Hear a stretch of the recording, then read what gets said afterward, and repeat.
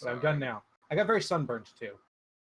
But I got free food a lot of the day, so that was pretty good. But it's long.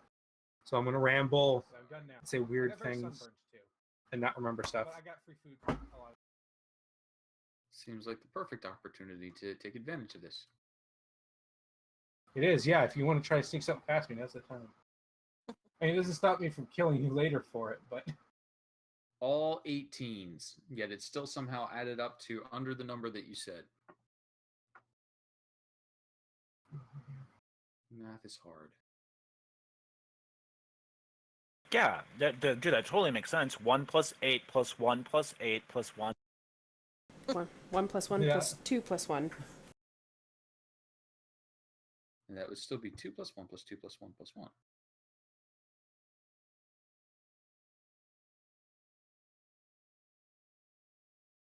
Bum, bum. Bum, bum. Dun, dun, dun, dun, dun, dun, dun.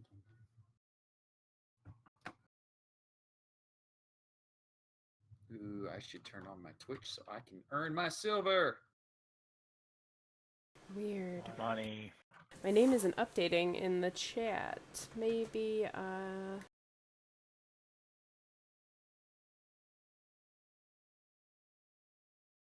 Dun, dun.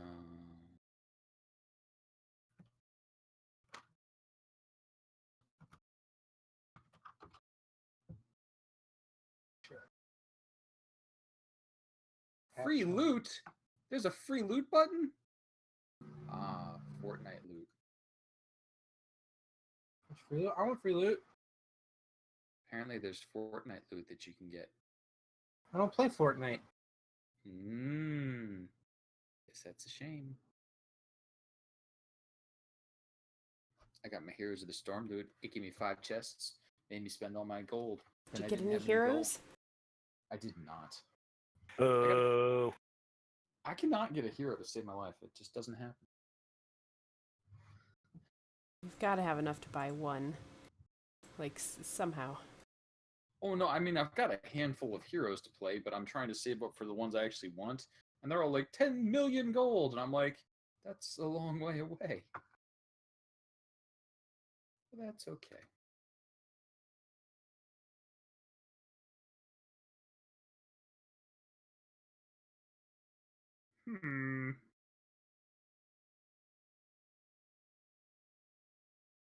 All right. Is everyone here and ready to go? I believe so, yes. Okie dokie.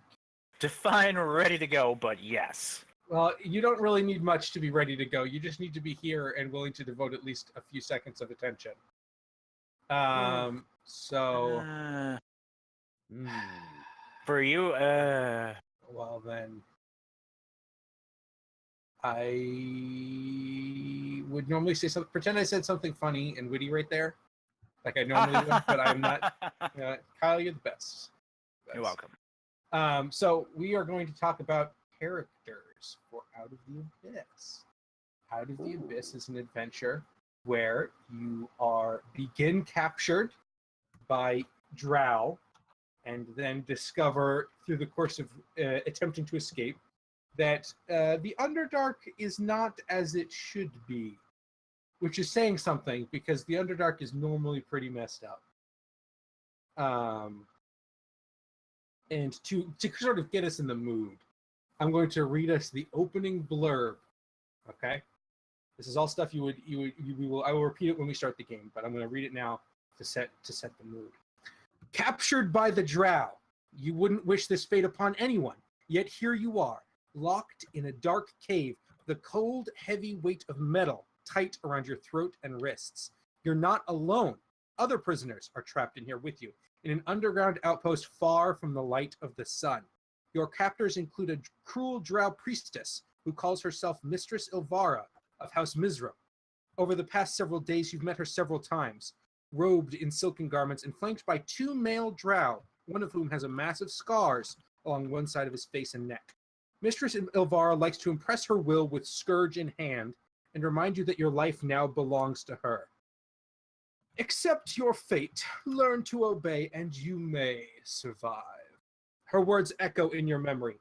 even as you plot your escape. That is where we will begin. You are all prisoners, having been captured by the drow in various scenarios, which we will discuss. And you are attempting to escape from a drow outpost that goes by the name of Velkenvelv. So, your characters can be familiar with the Underdark or complete novices to the Underdark. The Underdark is a bizarre place that not many people will have visited. So either is acceptable. I had one character who was human and didn't speak Undercommon or had never been to the Underdark before, and he managed to get through just fine. Well, I say just fine. He managed to get through. We'll say that. Air quotes when you said just fine. I mean, they just did a one-shot to save his soul from the abyss. So let that inform your decision about how just fine he was. He got out, though. That's what I'm going to say. It was the going back in that kind of messed him up. But, so, that is what we are here to do today, is create characters. I know some of you have concepts. Some of you may not. That's fine. We can discuss all of that. Casey, I know you have a concept. I do have a concept. And what might that concept be? So, my concept is Spiroket Wilberforth, and a gnome, by birth, I suppose, a profession, a tinkerer, but at heart, a dragon slayer. Dragon Slayer, interesting. Yes, now, my parents didn't take to my profession. They kept insisting that there were no dragons about, and that if there were, I would be eaten. Obviously, I made a few dragons, practiced upon them, and found myself to be quite good at dispatching my own creations. How Quixote of you. Well, yes. I see. And what brought you into the Underdark, or near enough that you then got brought to the Underdark? Well, dragons, as you may know, live in caves. They do. Caves That is so true. can extend for some ways. They can. While searching for a dragon's hoard, I came upon a hoard of a different sort, I suppose. Dragons? They could be dragons. Yeah, okay. All right. Or perhaps just drow in drag. Most drow are in drag, if I'm being honest with you, so that's not really that out of the ordinary. But, okay. Okay. Drug in and dragged on. Yes. Yeah. All right. I like that. That's good. Does anyone else have mechanically, what are we talking about? Just so people have an idea for their characters. So mechanically, fighter. Mm-hmm. I am currently in the flip coin stage of dexterity versus strength mechanically. I believe he's going to be a knife thrower / whip user. Because with all these large things about, you need a little distance to get up to the eyes. I see. Okay. All right. Now, I will ask a question. Do you have any intentions of taking the Cavalier subclass? I know you may not have an answer to that. If you do have intentions, we will need to have a conversation. Because there are not a lot of horses in the Underdark. There aren't, but I don't need a horse. I could get by with a dog. Right. But I'm just saying we would need to have a conversation about what you might be interested in. Because we have to make some weird things have to happen. So if that is your plan, which is fine if you're not, or if it is, whatever, we will just need to talk about it at some point. That is not high on the list. Okay. More likely like a Battle Master-esque style. Though I did see a jackalope as a mount, and now I really want a jackalope mount. Okay. Who else has a concept that they are willing to share? I do. Okay, Kathy. What do you got? I have a tiefling ranger urban bounty hunter background. Okay. I was planning on going Gloomstalker route, Mm-hmm. and possibly, if you allow it, there's the Unearthed Arcana Tunnel Fighter fighting style. Yeah, that's fine. Because like he generally focused in cities, so he'd be in like alleyways and Right. such. So that made sense in that fashion. Right. Not so much knowing about the Underdark. Mm-hmm. My concept with him was kind of like giving him a whole bunch of like edgelord tropes on the surface, but like he's actually well adjusted and had a great childhood and a really upstanding guy, like when you get down to it. But he's a tiefling. His mother was a prostitute. He grew up in a brothel, but it was like he was well taken care of. Everyone, like he had siblings, quote unquote, and just everyone was a big family, and he's really happy with his life. He has friends, he does what he does, and he loves his life. And then the Underdark happened, so we'll see where it goes from there. Are we doing like the whole a madness score, or do you do? Because I know that was There a thing for will this. be madness. Yes. Oh yes. Oh dear. Oh yes. Yes. Many of you could go quite mad before the end of this, so look forward to that. Okay. Can I ask? Can I get some extrapolation on madness, quote unquote, either at the end of our characters or before? I'm not picky, but I would like to hear about that. Okay. So there is Kyle. I will assume you have access to a dungeon master's guide. That's fair. Okay, so there is a mechanic in there called madness. There's short-term madness, medium-term madness, and long-term madness. When you see something either deeply unsettling or particularly demonic in nature, you will be forced to make a save. Generally wisdom. Not always, but generally. If you fail the save, you will gain a madness point, and you will suffer at first from short-term madness.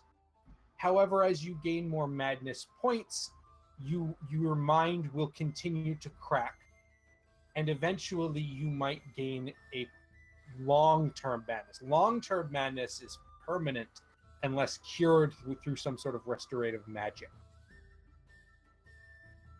And they are not things that will kill you. They're not functional deaths for your character. They may be things that in the moment might cripple you, but they will never be things that will make it so that your character is unplayable in the long term.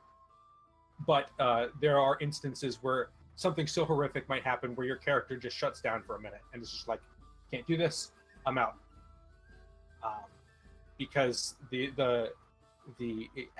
don't know if like any you all can see the splash screen. I don't think the Twitch stream can, but you guys can. And the Underdark is rather falling apart a little bit, and things will not be good. So that will take its toll on some of you more than others.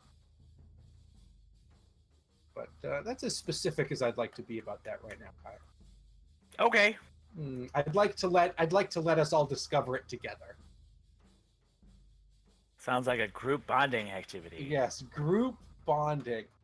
I mean, if it's any consolation, it was a group bonding activity I've run this once before, and it was a group bonding activity for them. Some of them even got into drugs together. It was fun for the whole thing. So you get that to look forward to. Sin or Kyle? Kyle, I'm suspecting Kyle does not have at all a character concept. Sin, have you thought of any? No offense, Kyle, but just the way you acted, I didn't think you had one. I have bones. Bones, okay. I'm a big Star Trek fan, so that's a good choice. Wow. So, little Star Trek joke for you there. Sid, please go ahead. No, actually, I was just going to say, I think Kyle has a little more than I do at this point, because it took me all day going back and forth between Bard and Cleric before I actually defined what I was doing. So go ahead, Kyle. Kyle, I'm sorry I doubted you.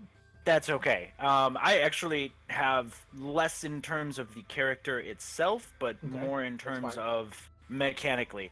Okay. All three of the other players here right now tend to think of their characters. They're like I want this character to be like this, and I'm like, what stats do I have? Where am I putting them?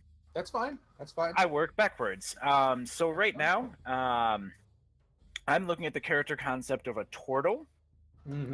Something that has obviously not from the Underdark, not even a little bit close at all. I don't even know if there's any Underdark entrances in the turtle vicinity area of their homeland. There totally are. They're very much excellent. But I imagine our young turtle being taken into the Underdark at a very young age and being passed along between different groups of slavers, probably as entertainment. A unique being, Yes. and being passed along. And then this is just, this is the last stop that I've had. Where now we're with matron, whatever the crap, Mistress Ilvara of House Mizro. Yeah, and I'm sure he'll totally remember that name. Well, not like he hasn't had 17 others. He had better. Well, he knows the drill. I'm sure this isn't his first drow mistress. Okay, I like this concept a lot. You will talk about this, but I like this a lot. You might be a bit of a boon for other people, but we'll talk about that. But I enjoyed that concept a lot. So Sin, what do you have? Give me a second. I'm also going to spit mechanics because they also spit mechanics. Okay, fair play. Okay.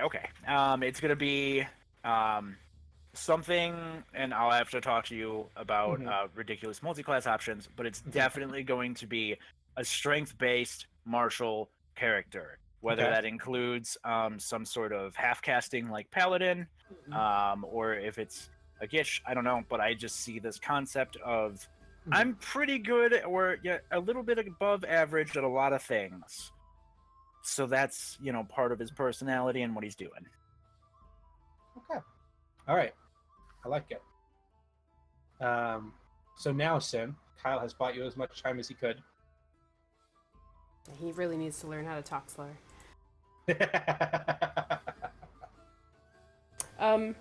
Really, I really don't have much besides the fact that I really was interested in doing a half-elf drow for my race, and I really was torn between a few different options, but ended up with choosing to do a grave domain for my cleric. This will be the first cleric that I play. I've avoided like the plague because I find religious characters often to be, very one-sided and boring, and I did this for my god, take that. But Sin, I find that personally offensive. I was hoping you would. As the person who's played a cleric and a paladin in the games in this channel, yes, I find that personally offensive. Please continue. It's okay. In your defense, for some reason, you have played them very you've played them very Malik's justice, not your god's justice. So, Sin, or at least from my you'll go far in this organization if you keep that up. So, good work. Well, that's just the first of many compliments to not die. But I mean, it won't work forever, but it'll work for a little bit. And that's all I need, really, is to get to be able to, save my peoples that are, probably going to be pretty distrustful of me because of my colorings. Okay. So it sounds like we've got, just for party composition's sake, we've got some variety of fighter, either dex or strength, but melee, it sounds like. So, or no, not melee. You're a little sort of midline, throwing daggers, whips. Okay. Then we've got a bit of strength beef with Kyle and his turtle. We've got a grave cleric, which is good. Everyone loves a cleric. And then we've got a ranger, which will also be good. So we have to have a pretty balanced party. Rob will sort of be able to do whatever he wants. I mean, you can basically do whatever you want anyway. Like when the first group I read through this, I did clerics, but it doesn't matter. So, but we do have a pretty balanced party, which is good. It'd be horrible to have like 2 clerics in a party, like 4 people. Like, what if like everybody was a caster? Imagine that. Imagine the horror if everybody was a caster.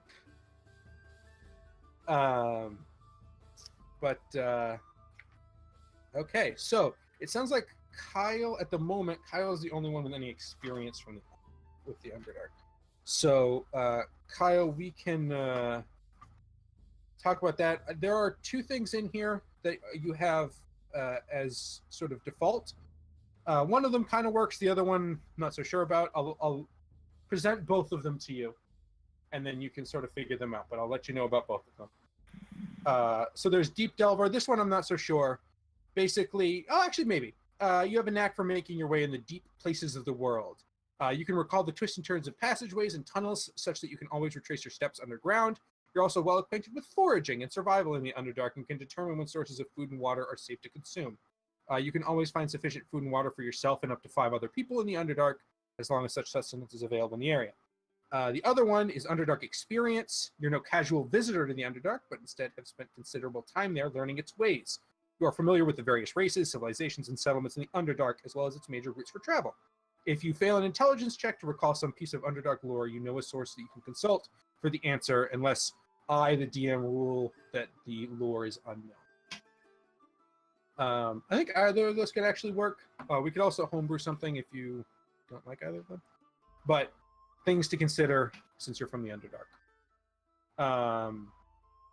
But beyond that, at this point, I think we just need to nail down sort of mechanical stuff and then figure out how long people have been here, how they were captured. Because that is important to the beginning of the game. And if you have been here longer, there is a chance you will have uncovered something interesting in your stay. So why don't we just start actually making characters? I know some of you who started, but we could finish that. I would recommend maybe not. Well, actually, I would definitely recommend not putting any loot. It's up to you. You're not going to start with loot, obviously, because you're in prison. There is a chance you will get some of it back. Just be ready to delete it if you don't. Because you can also escape with basically nothing. Depends on how well you guys do. So that's a fun little challenge at the beginning. Depending on how good your escape plan is, you might get more stuff. Or if it's really bad, you'll leave with almost nothing. So if I was down here, does the secret stuff that I know include storage facilities nearby? Well, you know exactly where the storage... The issue is not knowledge of where your stuff is. The issue is getting. If you come up with a really good escape plan, which some people have, you can get your stuff back. All of it. No problem. But it's hard. You have to be clever and smart. And work together and come up with a good plan. If you do not, you will have to scrounge stuff and then get out while the getting is good. Noted. Also, you sound really lovely and just you have just a beautiful voice tonight, Sean. Just all right. saying. You're landing on a little thick. All right, tone it back. Yeah. Dude, it's like Nutella. You gotta lay it on thick. Speaking of what? No, Kyle's right. I can't argue with that. It goes well with the stress pretzels? I don't know. Mm. What other kinds of... So, okay. What is it, madness thing? Madness, yes. So, what other kinds of things is this game going to have that maybe other games we have played have not? Or have? Like the flanking, the inspiration, I don't know, what other things. Okay. So, we will probably not be doing flanking. Unless we decide we really miss it. All of the stuff I'm about to say is subject to change. But this is sort of the default that I think we're going to start with, and if we decide we hate some aspects of it, we will change. So no flanking. I will probably be making rolls for things in secret, for NPCs, and things like that. We will be seeing probably more survival mechanics, at least at the beginning. As you guys start out, things like arrows and food will be important, because you probably won't have much of it. As you go on and get better at surviving in the Underdark, and eventually get to some civilized places, that may change. I may decide, if you guys have a good plan and you get some food, you get a bunch of food, you separate it all amongst all your friends, that I'm not going to worry about it anymore. Certainly arrows, probably after you get to some place you can get a lot of them. I will generally not track those because I don't care. But at the beginning, all of those things will need to be tracked, because surviving in the Underdark with very little is difficult, and that is part of the challenge. There will also be a lot more travel, and travel mechanics.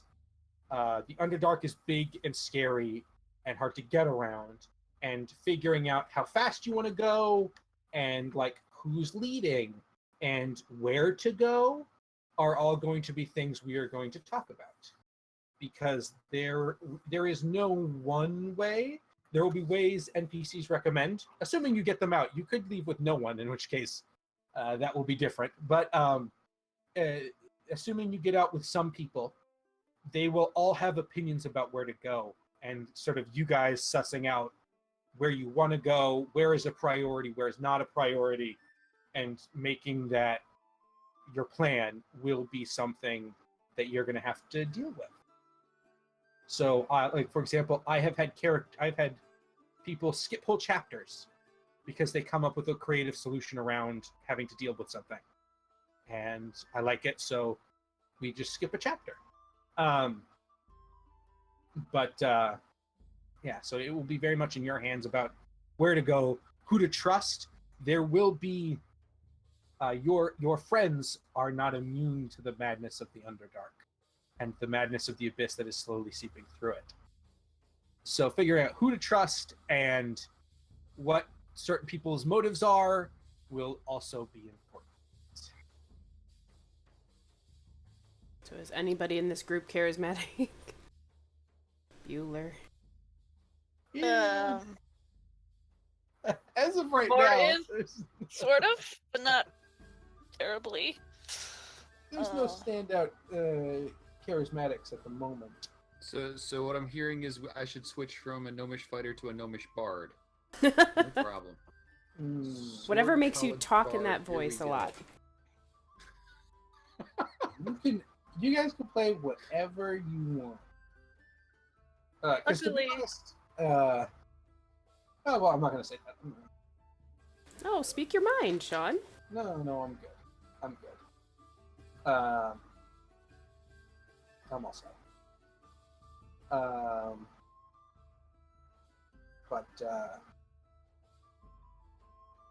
Yeah, so dealing with that will be something you'll have to manage. And I look forward to seeing how you try.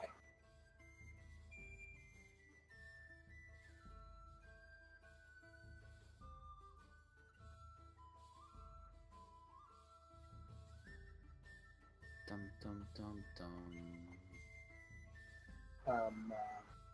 Also, this is like a super minor thing, but Sin, for when you inevitably get spiritual weapon, there's in the notes there's a thing where you can just drag it out, and it'll give you a spiritual weapon you can control. Ooh. Fancy. I know it's very fancy. Also, one thing that we have not seen a lot of that I will probably be doing is I am a sucker for the API, and I will probably be using it to some degree. For particularly, that's actually a thing. I know we do it in our other games, but I want to state it. I do like bloodied when they're at half health. I put the little red dot on. And I will not be doing death saves for regular mooks. Named bad guys get death saves. Shitty mooks, unless for some reason they elevate themselves beyond shitty mook, do not get death saves. I guess that, speaking of elevating, what parts of I don't know if you've even had any experience looking at the silver store thing for the stream, but like, what parts do you think are broken and would you like to not participate in, or would you like to participate in none of it? Just curious. As long as Sing a Song is still Sin, Kyle, or Casey, I am fine Damn with it. all of it. I was trying, Casey. I was like, oh, I mean, it all seems reasonable. Is that okay? All right. Noted. One thing I'm a little wary about, not because it bothers me, but just because of the nature of this game, create an NPC might be something that we'll have to be careful about. Simply because there are sometimes you can bring things in pretty easily. Actually, you know what? I take it back. I take everything I just said back. Create an NPC's fine. So yeah, I'm fine with everything. All right. Kecker Dane's making his way to the Underdark. Mm-hmm. He's already been in the Underdark. Oh, Kecker Dane. Oh yeah, he can make his way to the Underdark, no problem. Then you guys have He to runs save a him. spa. Is that okay? He does. Sure. Yeah. One of the other party's favorite characters is like a goofy innkeeper / magic shop / masseuse that the characters decided to visit one day. Someone really wanted a massage, and I Yes. didn't know what to do. So I'm like, okay, the innkeeper also gives massages, and then it became a favorite character. That's amazing.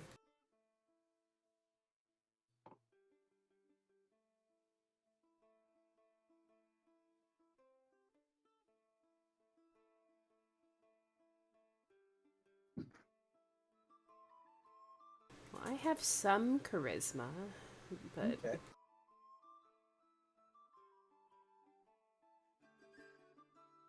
Oh, another thing I do.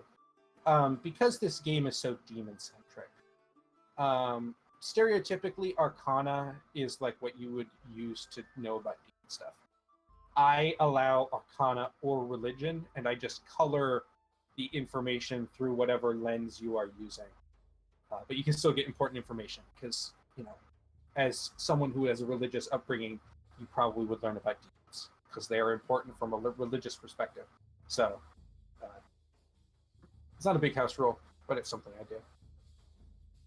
noted. I'm sure we're Mhm. going to run into a number of those. What I about don't think the campaign features demons heavily, so don't worry. what about inspiration? Do you give it out willy-nilly? Do you, give it out for levels and then take it back like a ninja like Casey? Inspiration is something I personally want to get better at, simply because, I came from Pathfinder, GMing Pathfinder, and Pathfinder doesn't have inspiration, and I like the concept of inspiration, so I'm going to try to give it more. I would like to play with a system where you guys can give other people inspiration for things that they do that you think are cool or good. So basically, the way that will work is everyone will have one inspiration that they can pass out each game, but they can't give it to themselves. They can only give it to someone else, and it's one per game. So sort of like how, remember when Casey was nice and he gave us an inspiration every game, and then he was mean and then he stopped doing that? It's Yeah. like that, but it's not for you. But better. You can give it to someone else for something you think that they did that was cool, or they were really in character and they did some good RP, or they got a super badass crit. Yeah, I like that a lot. So that is how I'm going to do it. Basically, my philosophy as a GM is if there's something that I don't want to do or I'm not good at, I just make you guys do it. So since I'm not good at giving inspiration, I'll just make you guys do it.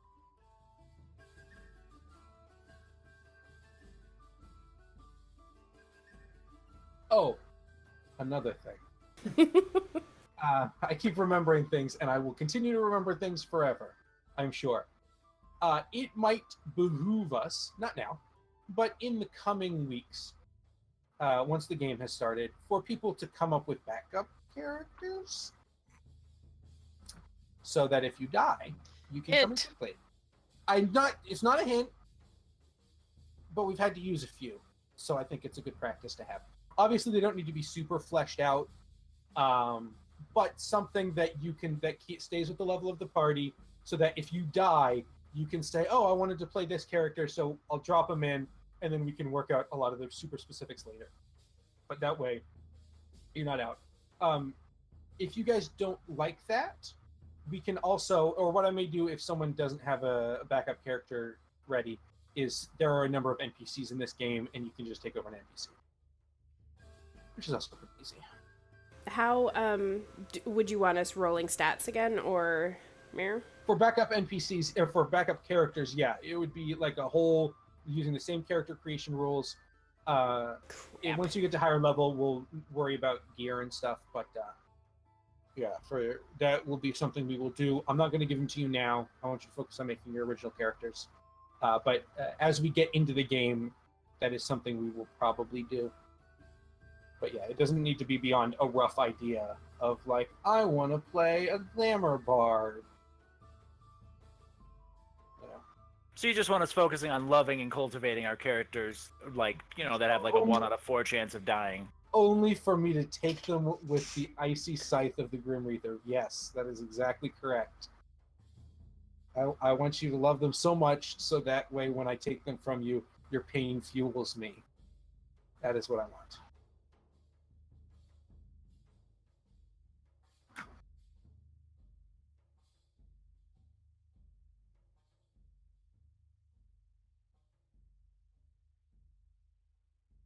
So, Casey and Athy. It seems like both of you are kind of done. Is that accurate? I think so. Busy bees, you. Aside from, now saying that we need a bard, and now I'm like, I was trying not to play a magical class. You can don't. Hey, no one said you needed a bard. No, I actually will. We'll be fine. I'm looking for any excuse to play a magical Casey. class because I really want to play a magical class. Casey, but I also look want at to what? Casey, look at me. Casey, I are you haven't looking had at me? yeah. Okay, You look like a snowball. thank you. Play what you want. That's the problem. I want to play what I don't want to play. Casey, that's not how wanting something works. You'd say that, but a lot of my life has gone this way.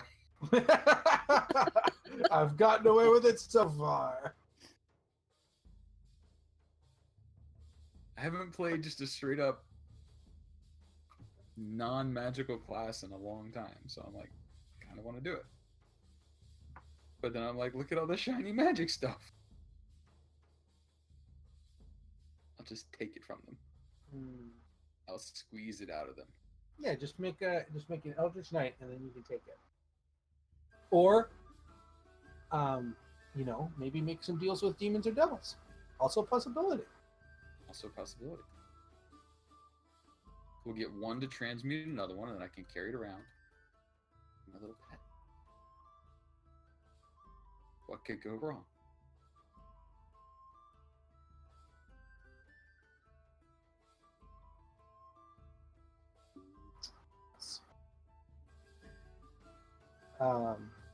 Kyle, Yep. any idea about class? About what? Class. Oh, God. Shut up, Sin. Yes, Sid, shut it. It's complicated. It's been every single night the books come to bed. Like, can't decide. It's 4 14s and a 13. Like, what?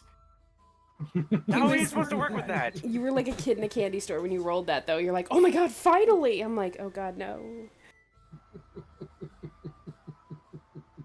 Multi-class, all the things. It's literally multi-class all of... Well, I'm not dumping con, so it won't be all of the things. Probably sorry, wizard, you're not getting multied. But I have a couple of concepts.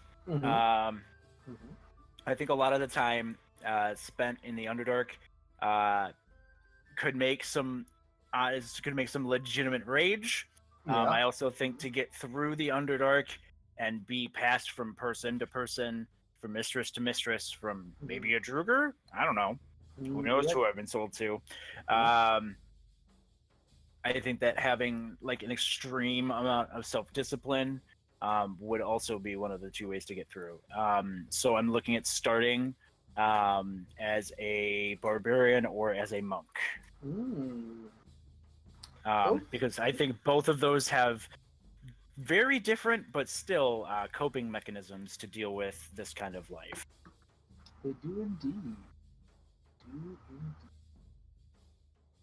Well, I have a question for you. How edgy do you want to be? Edgy? We're in the Underdark. Yeah, how edgy? We're in the Underdark, so things are pretty edgy. So let that color your perception. Well, I mean, like, I've been down here for pretty much the whole life, so, like, of course I'm going to be edgy. Right. I think the barbarian is the edgier choice in that instance. And that's not a statement upon the value of the class. It's just, it is kind of an edgier choice. He's so edgy, he sharpens his shell. Also, what? Just a question for the group. How are we leaning vis-a-vis being nice or not so nice? We towards the good side? We towards the neutral side? Maybe a little towards the evil side? I mean, Fuck your NPCs. Not really. No. You could do that. I don't care. That's yours. Nevermore is definitely on the good side of things. Okay. He looks like he fits in down there, but personality-wise, not so much.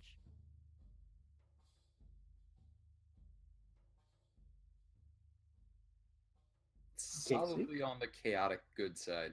Okay. Yo ho! Bang. Windmill. What are you thinking, Kyle? I mean, that's a lot of time to spend down and be jaded. It is. It very much is. That is a reasonable response. So, I mean, probably not good. Okay. I feel very confident in saying not good. Okay. That's fair. Beyond that, once it fleshes out. And Sin, what sort of flavor of grave cleric are you thinking of? Are you the grave comes to take everyone, so I'm not gonna discriminate, or there's some people need more time, and I'm gonna help them with that. All right. Ain't nobody got time for that. Nope. It comes for everybody, but I'll know whether or not it's your time. I'm probably gonna go neutral. All right. I like that. It's not for me to make the decisions or help either way.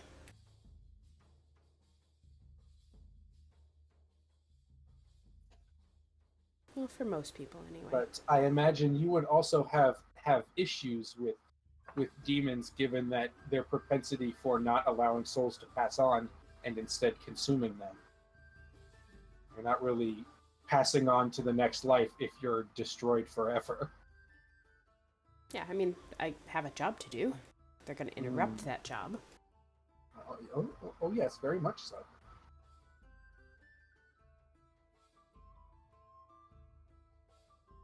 Very much so.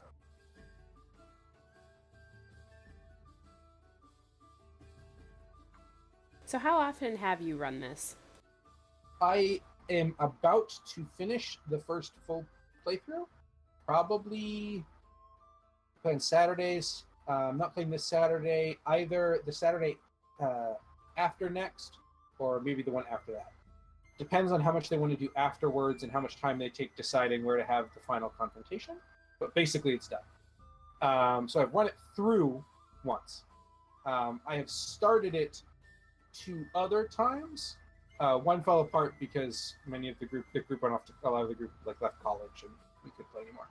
And the other one is about to end simply because I was running it in the interim while our main GM was away. So I ran him through it for about 3 months, and it's gone differently every time.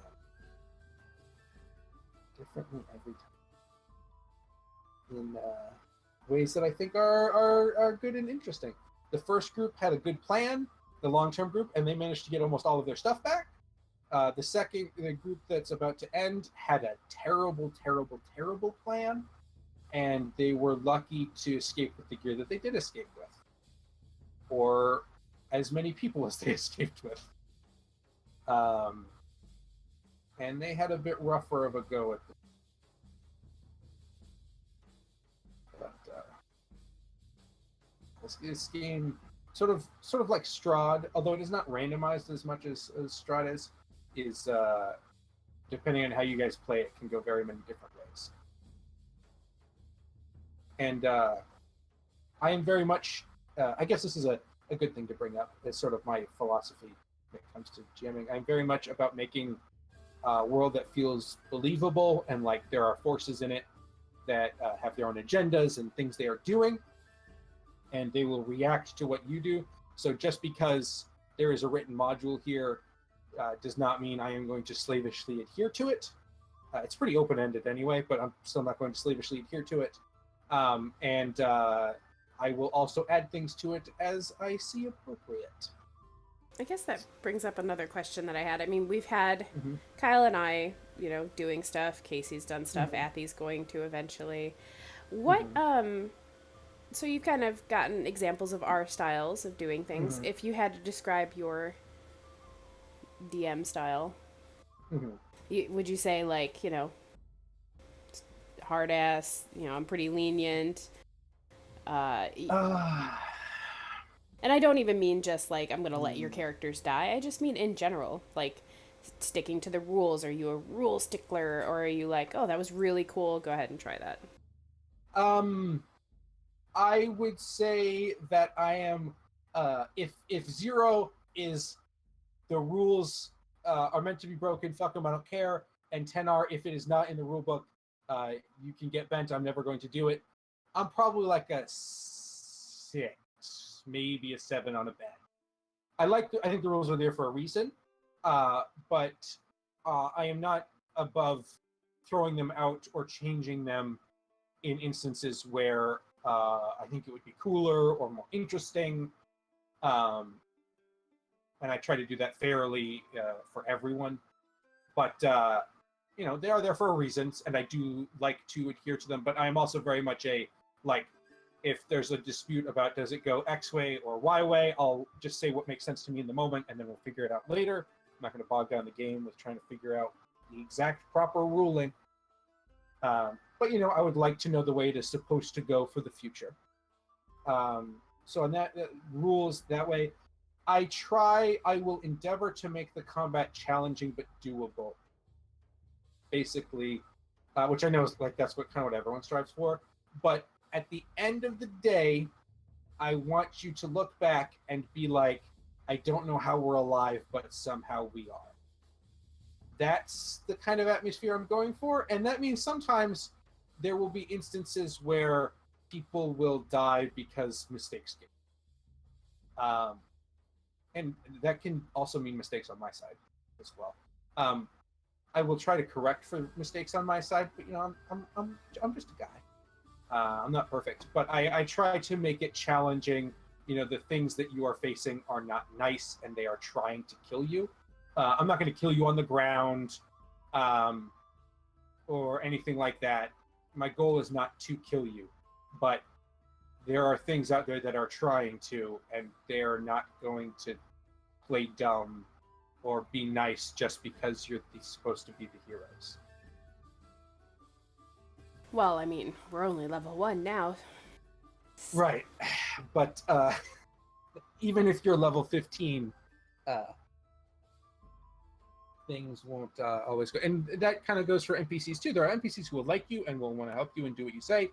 But there are a lot of NPCs who have their own agenda and, things that they need to get done. And if it aligns with you, great. But if it doesn't, they're not above putting their agenda first.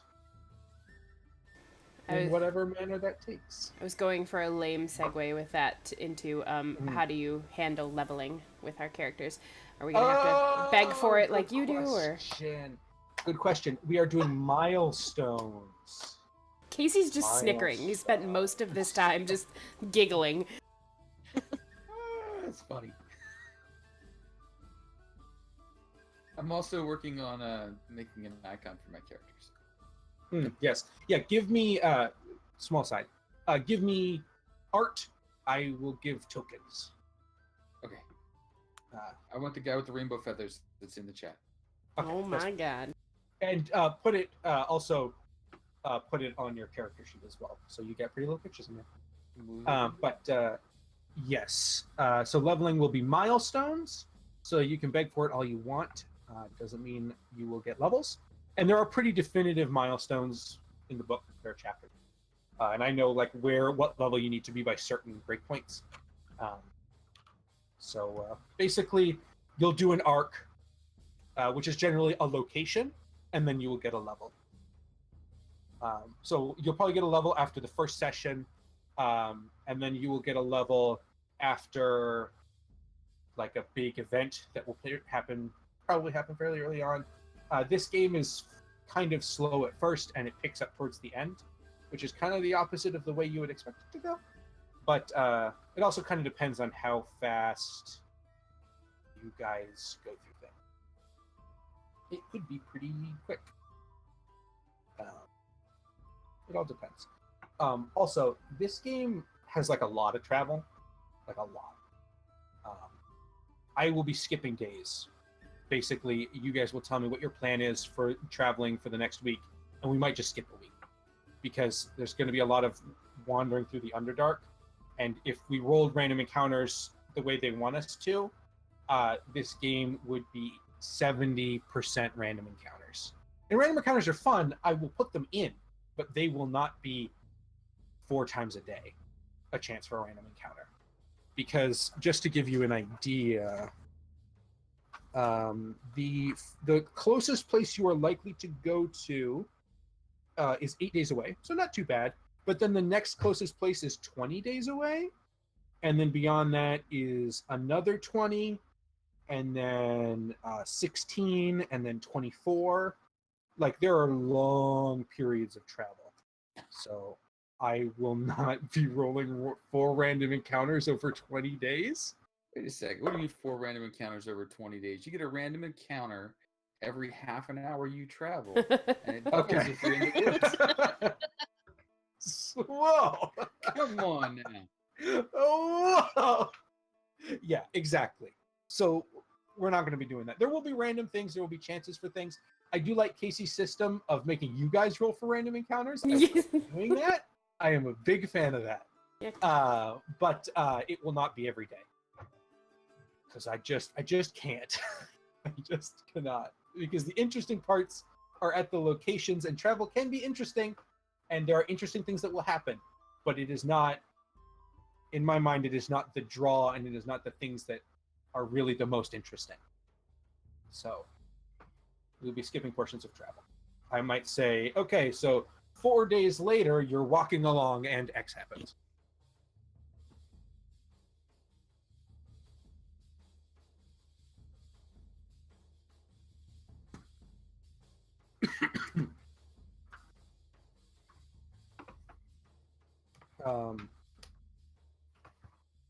Also, just so everyone knows, I have for foraging, which I assume someone will be doing as you travel, I have a giant random mushroom table, which I really like.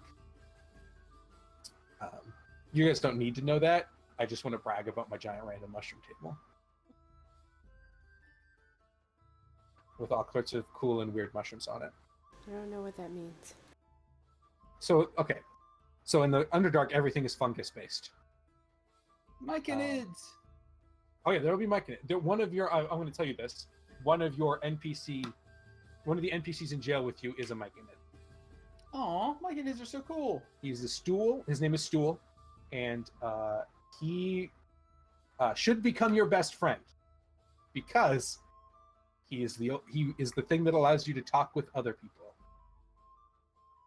Because he has this ability called rapport spores, which is he shoots out spores, and then everyone within an area around him can speak telepathically. What the hell? For how long? Because the Underdark is weird. For as long as Stool remains in the area, yeah. Dude, that's ridiculous. Oh, no, it's Yep. awesome. It's great. It's so good. Yeah, so I guess it's also that. Protect the mushroom.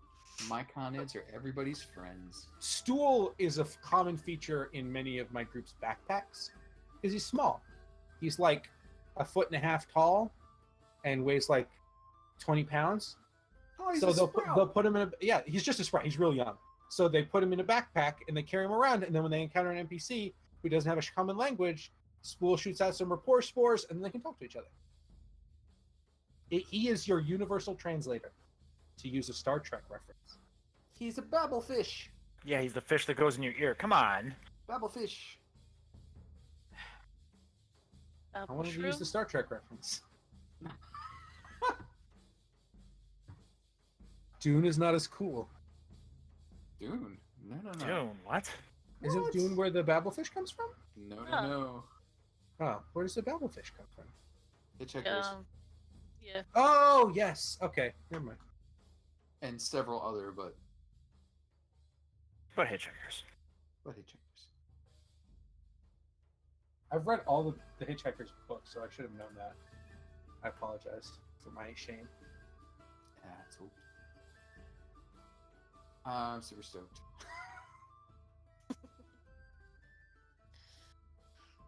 After much debate, it will be the dexterity base. So I will be flipping daggers around. After much internal debate. Oh no, it was all. There's a lot of voices in my head. They all weighed in. See, Kyle, that is another reason that you have psychic communication by default. It's because you won't be weirded out when someone talks to you in your head.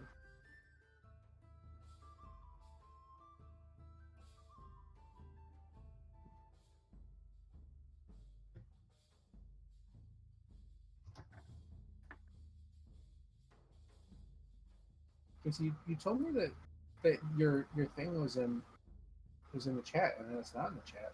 You like? You did the hang on. It's in lobby. But the isn't one it? that landed out of the lobby Lobby chat. chat. Oh, in the lobby chat. Oh, It's not the furry one. I don't. Going down with the common folk. Ah. I need to make a new folder for this campaign.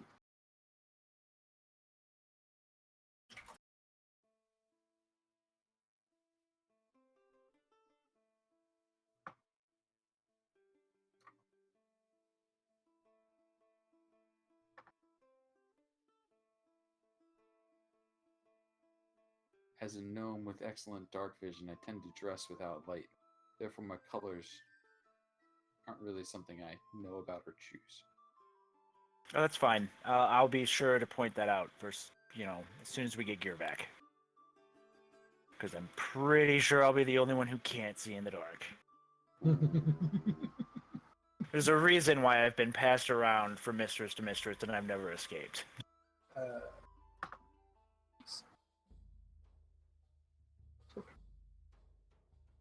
have it. Look at me. I'm so prepared. Because you copied a folder and then retitled it slightly. No, I meant that I copied the game and then retitled it slightly. I mean, they don't have Out of the Abyss as like a thing you can buy in Roll20, and I'm like, screw it. I have Out of the Abyss. I made it. So I just copied that game, and I'll just add things in. Hear that, Roll20? Get on it. Yeah. Yeah. Tell him, Casey. Yeah. I guess another good question is when is this starting, Mr. Casey and Mr. Sean? That depends on Strahd. So I kind of threw some ideas around for the Strahd thing. I would like to get you guys up to at least whether you accept or decline the gracious dinner invitation, which you have been presented. And that's probably, assuming we don't just cut off for some reason, that's probably the next good break in the storyline. And I think you wanted to address some hag concerns that may have been lingering out there, which I think you've probably got a session and a quarter of a session dealing with your current situation of Blight Bonanza and the aftermath thereof. If you then go after the hags, depending on what planning you may or may not do, maybe a session or two, and then like the dinner and your formal dinners have gone really well, so I'm figuring maybe a session there. So You're so good at that. Yeah, we're... 5-ish? Malik Darvin, Master Diplomats. 10 out of 10. 10 out of 10. Yeah, we're gonna need to go ahead and speed that up because we gotta go talk to Rictavio too, guys. So I'm gonna go back to that fire idea and make that half a session to deal with the blights at most. So you guys can accelerate as much as you wish.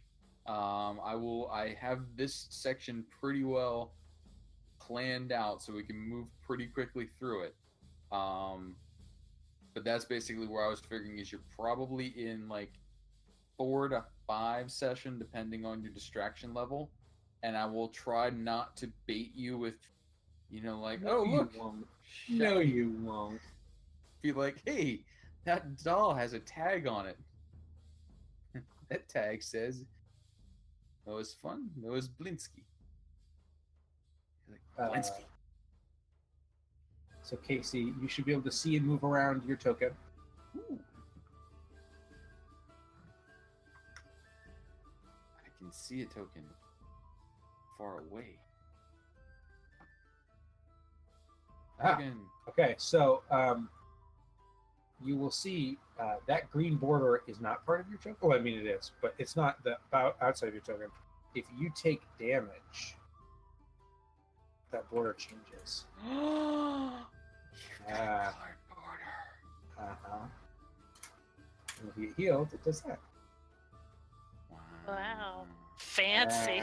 Yeah. See, my hope is to dazzle with API so that you won't notice shortcomings in the game. That's my plan. It's like you're all like monkeys in this instance. Can you, Huh? So is there any easy way to, when we have the turn tracker up, have a highlight function for the current token turn?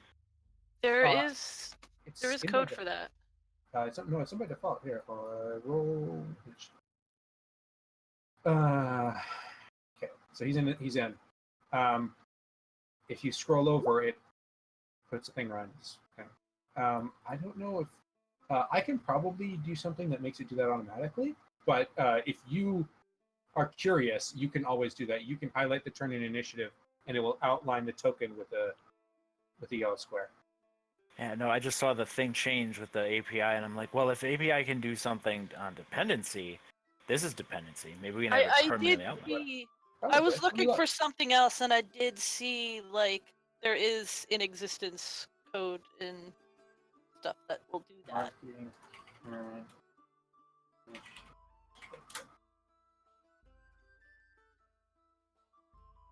Because I think that might be really helpful. Not for you, Sean, but definitely for some viewers. Well, I usually hover over it anyway on the turn order. So, meh. I'll just have to zoom in on the stream now for all the special effects. Okay.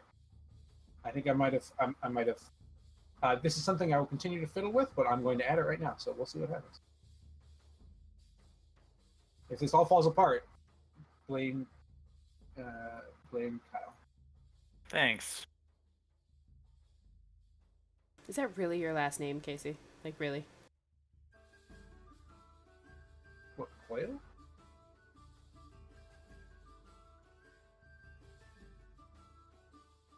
Just curious if Casey can say his character's full name for me. Unless he's muted. I might have been muted and talking to myself for a while. It could be a thing that happened. Let's see. Spiro Kit will burst forth. Yes. Now, of course, that's the human version of my name, which limits it to 2 not entirely full-length names. My true name is considerably longer. Do you have a little time? You may want to get comfortable. Do you have your listening ears on?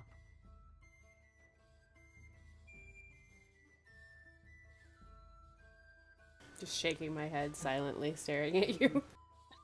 Down at you. Yes, well. Perhaps later, then.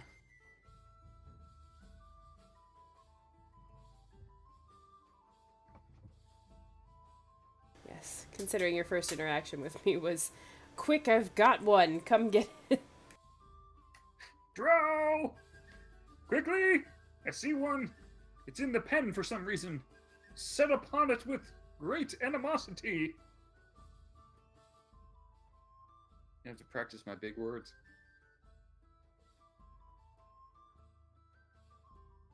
I'm like picturing. Oh god, I can't remember what his name is now. From is it David Bowie movie? Labyrinth? Labyrinth? Yeah. Sir. Oh, yeah. Sir with the Didymus. dog? Yes. Hang on. Should you? No. Where's he at? My lady. Sir I gotta look it Didymus. up. Yeah, now I gotta look it up. Sir Didymus has Ooh. Ooh, what? Ooh. What just look at your happened? token. Okay, let me Oh God!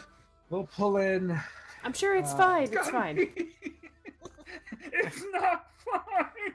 I don't want to go. Circles like that. I said it's not your time, just hold still. I've seen circles like these. Nothing good comes of this. Okay. At least it's not spinning. Oh God! No, I'm turning. Was that not Mordenkainen's?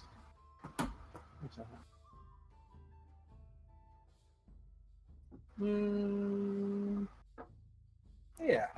Come on, Gabe. Well, we'll have to deal with that later.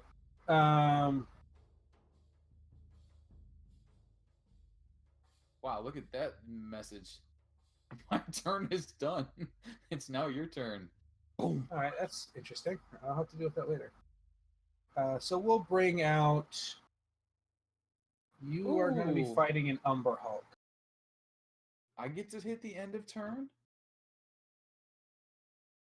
Umber Hulk. Alright, so if I hit end of turn. Ooh. Oh, wow. Okay. So you end your turn. Now it is Oh. his turn. He attacks you. Oh God. The Umber Hulk's turn is now done. I told you these were no good. Oh, and the round counter's going up too. Ooh. What happens if I do this? If I advance it. Okay. Okay. I like this a lot. This is good. These are the moments where I miss the cameras. Well done. Round 3, fight! Yes. I like this. I want to use this in other games. This is good. And it's got the little pictures. That's so good. Wow. What was this one called? I found it. It's not in the default ones, but it is called Turn Marker 1. Here, I'll drop a link. to Yeah, it. are you sure it's not in the default, that bright purple, teal, pink colors? Hello. No, I mean, okay, there are default API scripts that Roll20 populates for you, and this is not one of them. I had to go and put this in myself. But here, I'll put it in the log. Yeah, I was Who's in there? being funny, but it wasn't funny. I know, but I just wanted to clarify for anyone who likes it and might want to try it for themselves. Now, here's what I'm going to do. I'm going to do something else. I'm going to bring in there's a Drider, but you guys You know don't what- know you about know what the I think? Drider. Hang on, you know what I think? I think this deserves screen share. And I think it deserves some sort of new framework that may not be totally done yet. Because I think the DM's already gone out on a limb and implemented a new API. So maybe the hosting person Okay, could go so- and then... So, Spearcrack, it's your turn. You checked him. You're done. I don't want to be done. Okay, then he's done. So he does this. Okay, this is interesting. I Hang don't on, know what if I start happens if I like click this? descending. Okay. Okay. So that's a little bit wonky, but not too bad. I'll just have to pay attention. So basically, because this thing is on the... Now, let's see what happens if I bring it to the top. And it puts it in there.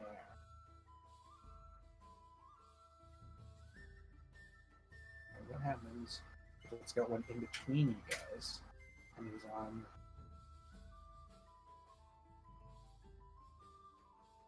Sort of like descending. Okay, all right. So then that's your turn. You're done. Then it goes to this guy's turn. It automatically skips it on my side, but because it's just on my screen, I can tell I'm always going to move over to Spearcat. And it's the Umber Hulk's turn. And then, oh, see, no, I'll just have to be, because that thing went in between. So then if I move this to the token layer, it won't automatically highlight it. Sean's inner monologue tonight on Out of the Abyss. I really like this. You're right. I do miss the cameras right now because I really want to see how furrowed Sean's brow is right now. Super furrowed. I am very furrowed, and my thumb and pointer finger are I'm caressing my chin, and my pointer finger is over my lips, and I'm tapping it gently as I consider this issue, and if I think it's enough of an issue to do something about, and pull out my very good Java skills. And I've decided it's not because my Java skills are terrible. So I'll just do it. Ooh, and I can't end other people's turns. That's nice. I can reset the round number, though. Wahaha. Can you? Hit reset round. No, you can't. Aha! And reset it. It I lied hit to it. me. Hang on, instead of... Oh, so... Okay, so did it pop up the little dialogue box? Yeah, And then you hit OK? yeah. Okay, so yeah, it did not let you do that. It ignored you. It lets you put up the dialogue box, but it doesn't do anything. That is so cruel. I really like that it's that cruel. Okay, this is good. I really like this like a lot. And I think this will help from a stream perspective. Because like it puts the nice pretty thing over there so you can see really easily. It's got the pictures are real good. I really like the pictures. I can't get over the pictures. Yeah. Yeah, I wasn't expecting it to look like that. Yeah, I was like, I just wanted it to be an icon around the token when it's their turn. That's all I wanted, and it gave me so much more. Who made this? The Aaron on Roll20. I know you're probably not listening, but if you are, good job, my man. On the off chance that you're one of the 13 people. Mhm. Good job. Good job. This is quality work right here. Oh, I can turn off automatic skipping of hidden tokens turn. Aaron did it for me. Oh, Aaron. Quick, somebody find Aaron. I might send him a little thing on Roll20 and thank him. Maybe if his GitHub thing has a donation, I'll give him beer money or something.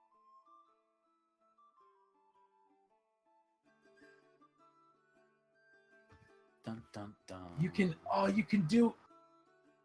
even make it, okay, how do you, Aaron, teach me your ways. Oh, okay. It's this. Oh! I found it, okay.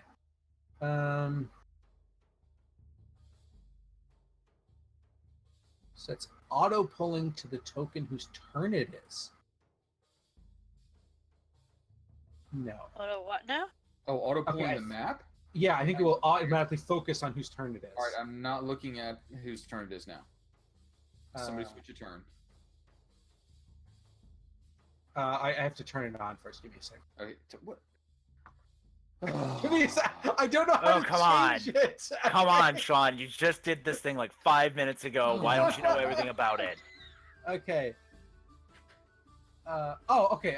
I understand. Okay, so it's !TM, auto pull, and then mode. Oh, do I have to put it in the things? I think I have to put it in the things. All.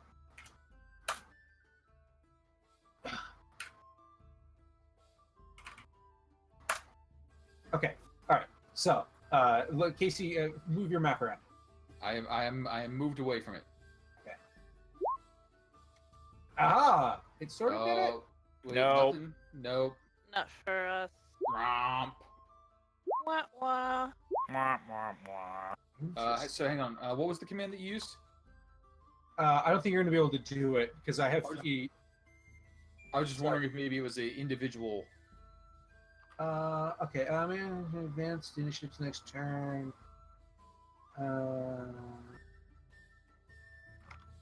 Yeah, you cannot change this on your end. This is a global thing.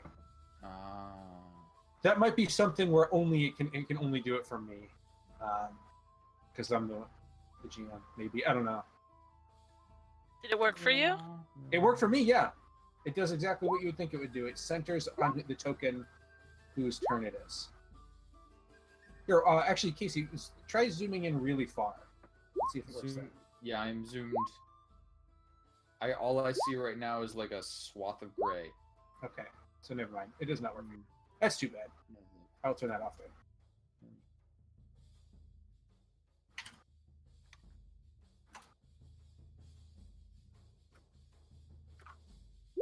Okay. Oh, I can have it. I can have the marker do animations. Animations. Really, really tax the.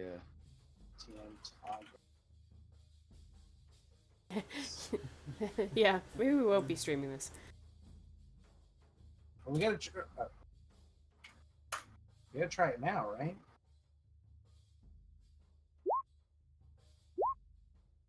Oh, look at that! Isn't that fancy? What? Are you talking about the sliding instead of the? Yeah, Watching instead of just the teleport. thing bounce around. Yeah, and then I can do like this. Ooh. Rotates. Look at that. Ooh. And then Don't look at it. look at that. Wow. Or for all of the things. I can't understand whose turn it is. I don't quite know. Do you know whose turn it is? Can you Okay, help I me think make it a I'm little more gonna obvious? say that's too much. We're gonna turn Wait, that. what happened last round? Yeah, because that's ridiculous. Alright.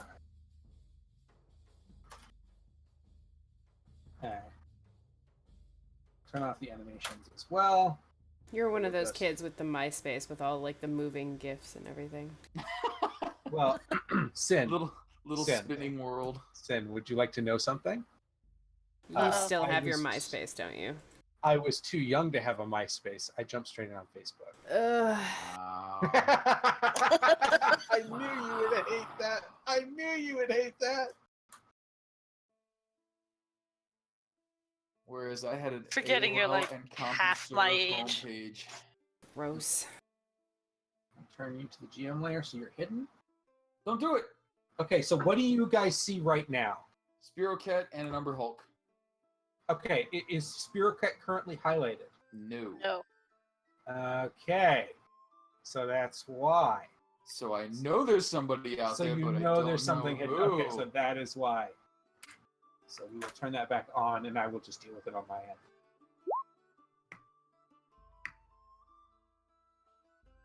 The moment that happens, everybody remember perception check. I turned it off. All right, so what do we think? Do you think this is a worthwhile addition? Do you think this is a good idea? I think it's cool. I think it's cool. Yep. Actually, Carlson? the thing I'm thinking is super handy is the end turn button that it gives players. So that I can just be like, look, just make sure you hit that so I don't have to constantly say any bonus action movement. Yes. And if you guys would prefer, I can even make you a macro that you can just press on your macro bar, and you don't even have to click in the chat. Yeah, I made a token action. I can put it on your character sheets. So you can do that. Okay, I like this. I'm going to implement this in my games because it's good. I haven't quite figured out what the clickable icon is for, though. I think that self-ending will be. What? Okay, in the chat, you see. Okay, oh, it's Umber Hulk's turn. Where's the Umber Hulk? Click on it. Nothing. Wait, what's it supposed to do? Oh, does it not do it for you guys? This is just me. Casey, ask me where. Look away from the Umber Hulk. Okay. Casey, ask me. Wait, there's an Umber Hulk in this battle? There's an Umber Hulk in this battle? Yeah, there is. Nope. No. Oh no! No, you I couldn't thought get the it voice shipped. activation to work. I thought it shit. So okay, so on my screen, when I click on a token, it moves my map there and pings it. Okay, hang on. I'm gonna hop out of the game okay, and hop back in here. and see. Maybe it's a load thing. Yeah, so like if I click on Umber Hulk in the chat, it moves my map and then pings. I want this thing. Because That's what I was true, hoping because it I was gonna restarted do. the API while you guys were still in game, so you might need to refresh to get some of the functionality. That is a I'm good point. trying that right now. I don't know if that's a real thing or not, though. It's worth a shot. Okay, I've now reloaded. Umber Hulk, it's your turn. A little better? No? Can you click on Spiroquet and have it pull you? No, but now I can at least see the command that it's trying to run, but it doesn't seem to do anything. Because I can see it's running the editor TM ping target. So I see it is doing exclamation point ping target and then giving me the target, but I'm assuming I don't have permission to run that. Did you take them out of the turn order? Because maybe it only works if they're in the turn.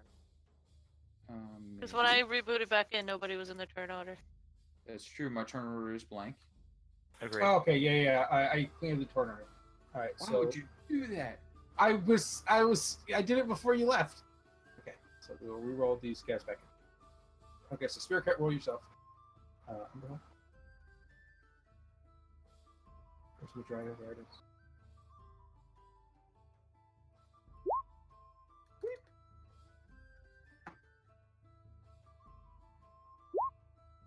Okay, it's now your turn, Spirit Cat. Nope, still nothing. Let's see if I want to do. I see what it wants to do, but it doesn't seem to be able to do it. Let's see if I can. Can you give permission for the API to other people? Does it have like a permissions list?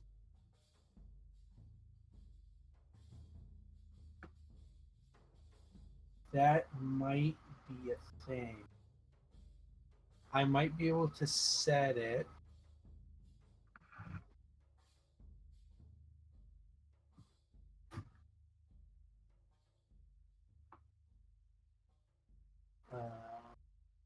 Okay, so it seems like I can set it maybe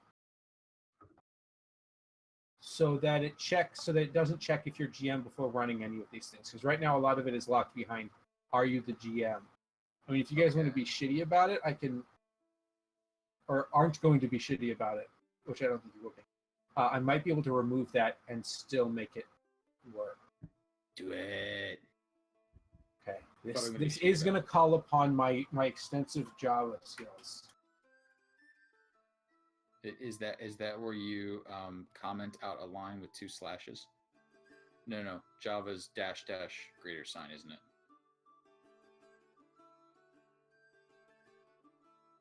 No, Java's / for It is / commenting.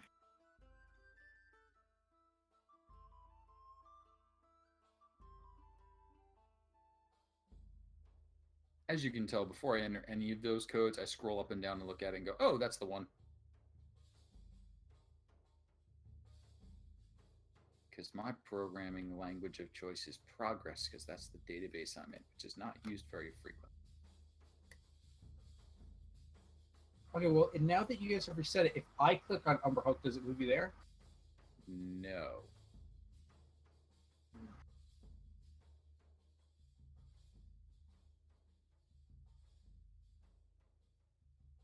Okay, this is in the script.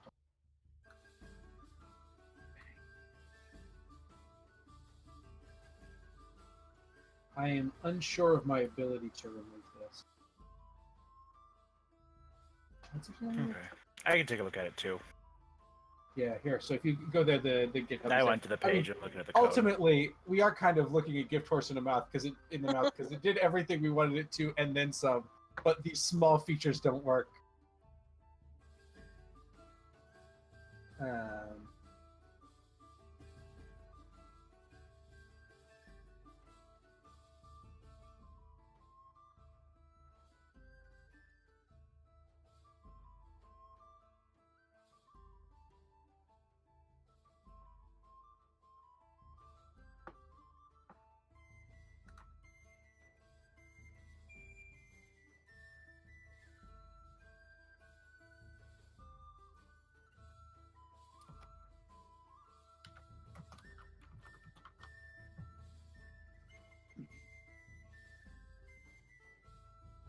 Yeah, I can probably just test it in a different game. Where did you dump this into? Where does it get dumped into? Like, where did I put this script? Yeah. It goes on the game page. Are you a pro subscriber? Oh no. Yeah, you need to be that. Oh. It's only the super elite cool kids that can do this, and I'm afraid you're not cool enough, Kyle. And by that, I mean not willing to give Roll20 $15 a month.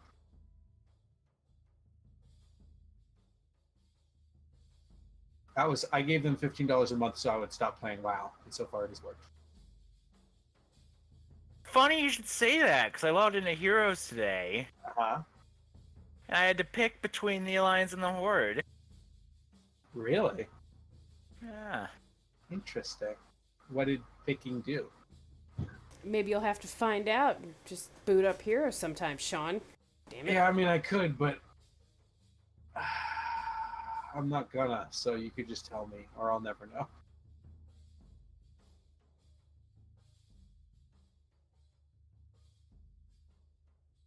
I missed it. Oh, Sid's trying to get me to play Heroes. It's a good game.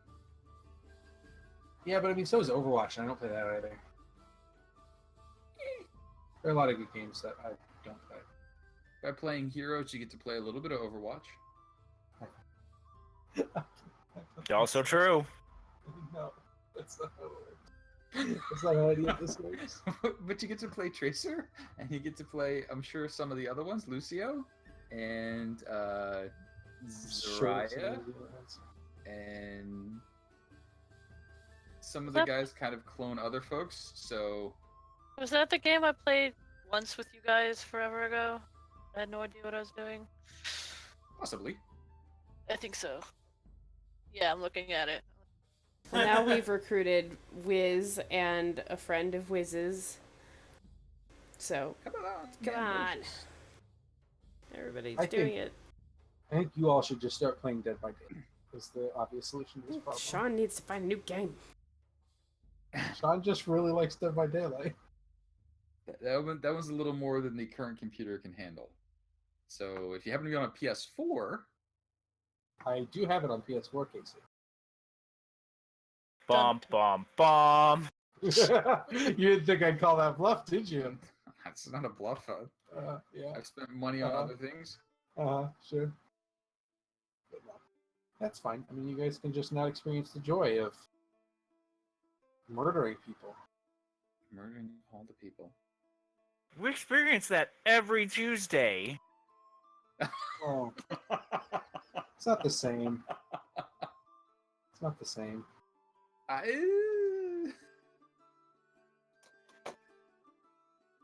lot of people die. Also, as we've established, Malik is a peaceful and diplomatic sort. It's not. It's No, not. not my exact words, but yeah, that's somebody what else I- has that's established what- that, I guess. That's what I heard. That's what I heard. The word on the street is.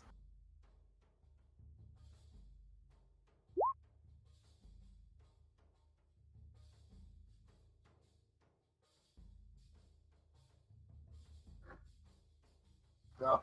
I like that a lot. Do you guys see that? I see him moving with his circle following him. Yeah, so like he moves and then the circle follows a second later. It's almost the same time for me. It's Like- like trailing. Yeah, he gets like a hair ahead of it. Oh, so Are like you- as I'm.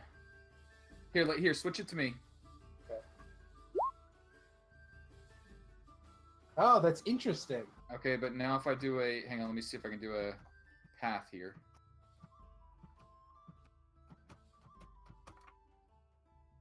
Oh, on my screen, the circle moves to where you're going first, and then Okay. your token traces Yep. it out, and then I it outran meets up with the circle. That's alright. We still love you, Aaron. The Aaron, who is definitely listening.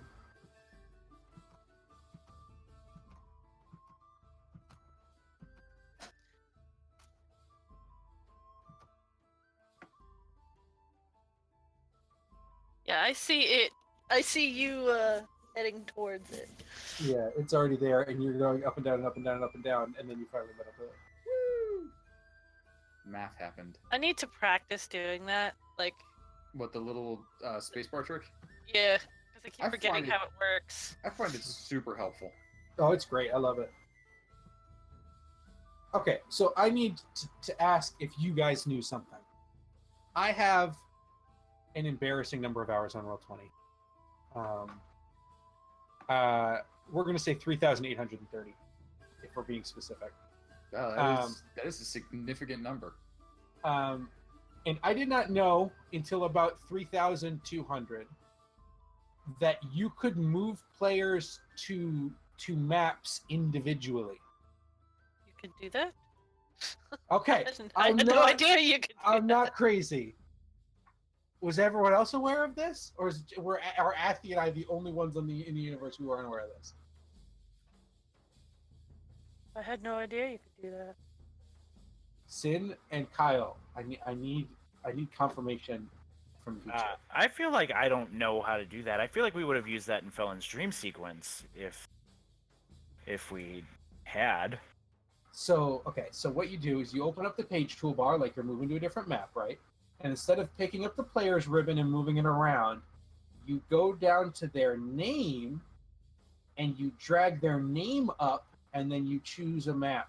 For example, Like for their like their name in the their bottom character left. sheet? No, Oh. not their character sheet. Their chat name in the bottom left. Let me get. There's a lot of. I don't want to put you on any of these maps. Okay, this map, clean. Yeah, this map. This map is clear. So Kyle, I'm in review. You should now be on a. Oh no, I lied. I did not move you. Just a second. The lyingest of liars. So Sin, I'm going to move you. Kid. You should now be on a different screen. Yeah, I see things. Yeah. But everyone else is not. Everyone else is still on the start screen. Oh. And then I can move you back with the players, and now Yeah. it rejoins the ribbons together. All right, there were a bunch of blue things, and then some red tree, and then a bunch of mushrooms. That's pretty accurate. Just so you know. It was just a cave, yeah. It wasn't anything really the same. Hey Sean, as you're discovering that one, did you realize Mhm. that the turn order is maintained separately for different pages? The GM sees all pages, but the players only see the page they're on. So if you want to keep everybody on one turn order initiative, despite being on separate pages, they only see the ones on their page. No! Yep. I did not know that! Yep. So if you want to put people in two different rooms, but keep their turn order in sync, there you go. Learning so much. Thank you, Casey, for distributing this wisdom upon me. I figured that one out because I kept saying, everybody kept being like, the terminal was clear. I'm like, no, it's not. It's full of enemies. What are you talking? I'm like, oh, it's from the previous page that I didn't clear and shut down. Aha. Because they have dual page capabilities. Okay. So, how does everyone feel vis-a-vis character concepts at the moment? Do we feel like we've got it pretty solid and it's not going to change? Mostly Sin and Kyle? Yes, Sin and Kyle. I'm not shaming you. Yes, But my if you feel my a little race bit of and shame. class are good. Yep. Okay, that's fine. So I would like to figure out how long everyone has been under the capture, specifically here. I understand your character concept, Kyle. You weren't captured for a very long time. Where is here top side wise? You don't know. That is not information you have. You know you're somewhere under the Sword Coast. No, but I mean, like, yeah. Well, I guess that'll work because I was thinking he was from Waterdeep. Oh, so I was just like, cause like, would he have to have traveled far? Like, cause no. As long as you found your way into the Underdark somewhere, you will have been captured by a drow patrol and for one reason or another brought to Velkenvelv. So don't worry about nearness to Velkenvelv. Okay. Vis-a-vis where you're starting. So don't worry about that part. Because the drow trade prisoners all around the Underdark all the time.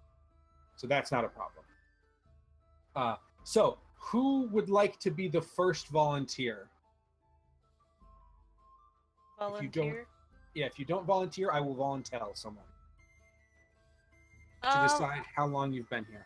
Well, I was thinking for him, like, not very long. That's why I was asking, like, how far would he be? Because, like, because he would have gone down in the vicinity of Waterdeep or in that area of the Sword Coast. So it depends, like, from there, how long he had to travel to wherever he is now. Right. I mean, the travel is not going to be much to him. He will largely be unconscious and in a cage. So it's not going to be more than like a week or two. Okay.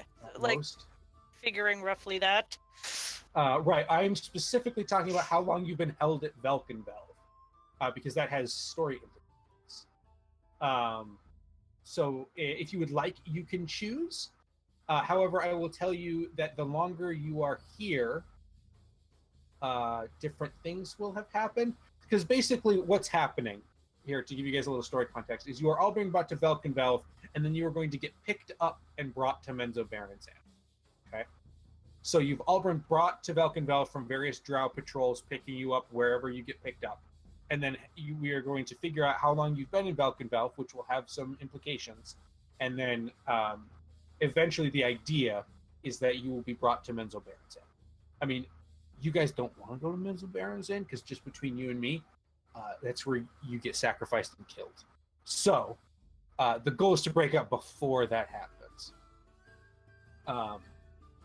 So basically the way it works is you will roll a d10, which will determine how long you've specifically been held at Velkenvelv.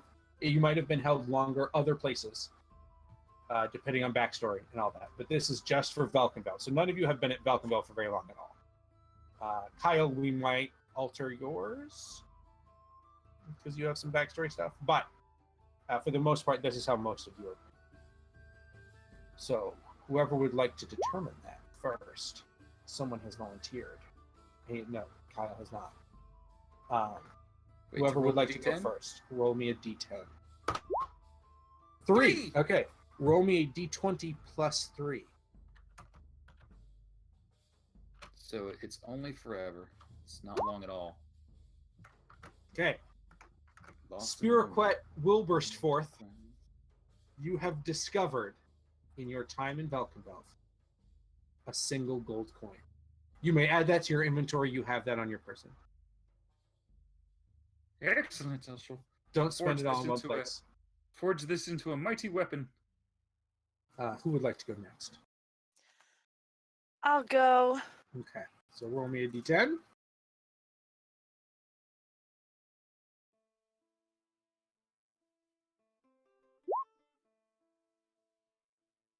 A 10. Okay, you were an early arrival to Velkenveld. Roll me a d20 plus 10. D20 plus 10. Mm-hmm.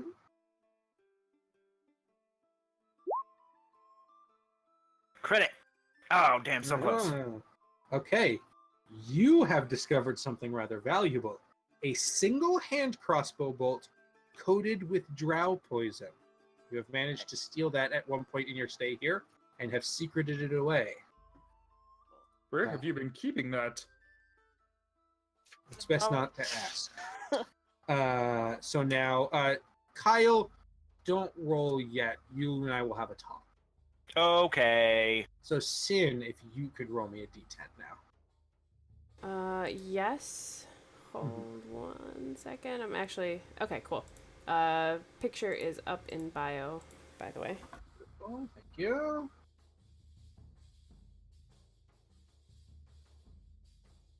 Okay, 8, and then roll me a d20 plus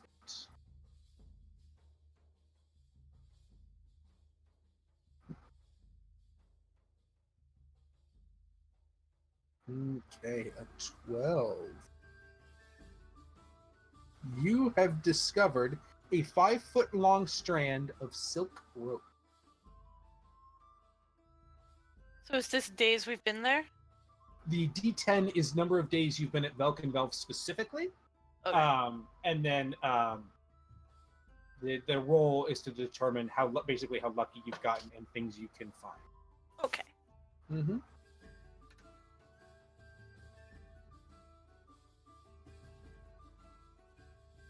So like that hand crossbow bolt, you could only have found if you'd been here long enough and been given a lot of chances to potentially take something. Whereas poor Spirit Cat, maybe his eye's not on the prize at the moment or something, but has only managed to ferret out a single gold. I know what you're talking about. My gold coin is razor sharp. I don't know about that, but we'll talk. I've got rocks. I've got gold. Gold's malleable. Bang, bang, bang. I've got a dagger. I'm a gnome. This is like a short sword to me. Oh, shit. No, not a shit sword, a short sword. No, I just accidentally left the game. No king, la la la la la la. You better not have trashed the house while I was gone. Okay, good. All right. Sin token. Sinful. How have we gone this far without making that joke? I don't know. I think we probably were just avoiding it because it was so obvious. Right, but you just decided to go all in, huh? I just had to. I don't know. I make no excuses for myself. Right. Since we got that, Okay, what happened here? What's that? More ads.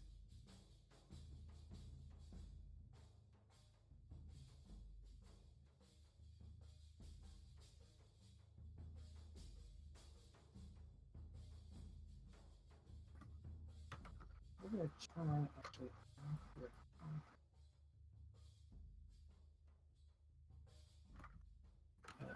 Athy, did you say you're doing the art for your character? Yeah. He just needs clothes. Done. Well, I mean, does he? Because, like, where are we? Like, do Well, you have true. those? I think. Are we like entirely naked, or do we have a Burlap loincloth? sack? What's going on? You guys have a loincloth and stuff. Urine soaked. Doubles as a whip. You guys all have like just prisoner's clothes on and a special type of chain or manacle that goes around your wrists, and then there's a chain connecting the wrists up to a thing around your neck. So like Robin Hood, Men in Tights kind of thing.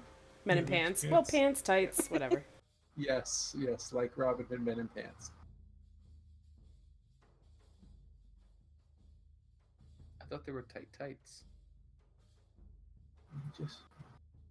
So I've seen this before, guys. If we all put our feet up on this ledge here and push. Great strength of feet. On the count of key. Key. What's the best Mel Brooks movie? Oh man. Wait for news here.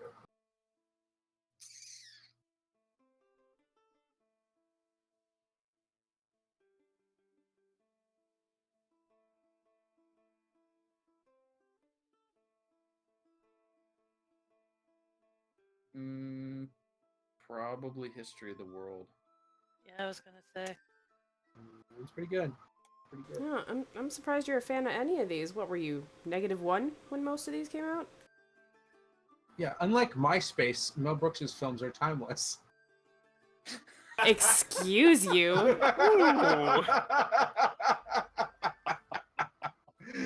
Wow. Oh my god, MySpace is still a thing. Well, like, it's not a thing, but it's still No, trying it to be a doesn't thing. exist in the same form, yeah. I hear MySpace still has some relevance if you do bands and things. In music, yeah. Yeah, music. Because it basically has a lot of free music hosting and ability to pay for song downloads. Yeah. And to answer your angry question, Sam, my parents are giant nerds, and that's why I have seen all the Mel Brooks movies.